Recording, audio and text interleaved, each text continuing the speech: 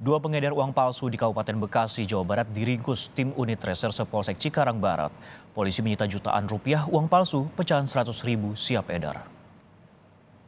Palsu, daerah Kampung Jirakosta, Desa Sukadanau, Kecamatan Cikarang Barat. Ini setelah dicuci ya. Unit Reskrim Polres Cikarang Barat membekuk AH dan MR di tempat persembunyian di Kabupaten Bekasi. Keduanya pembuat sekaligus pengedar uang palsu, saudara.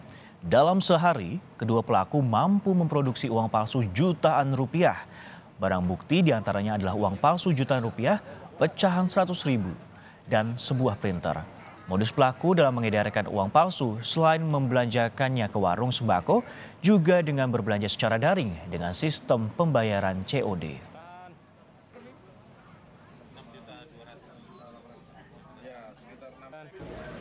Dari yang bersangkutan kemudian dilakukan penyitaan terhadap beberapa perangkat yang digunakan untuk membuat uang palsu. Beberapa uang palsu yang sudah sempat diedarkan, kemudian beberapa uang palsu yang masih dalam lembaran, belum dipotong. Yang kita ungkap waktu itu handphone ya, berawal dari penjualan handphone, pembelian ya. COD dengan pola-pola COD. Terus korban mau setor ke ATM, setor tunai. Nah, itulah nggak ada di-tag oleh mesin ATM.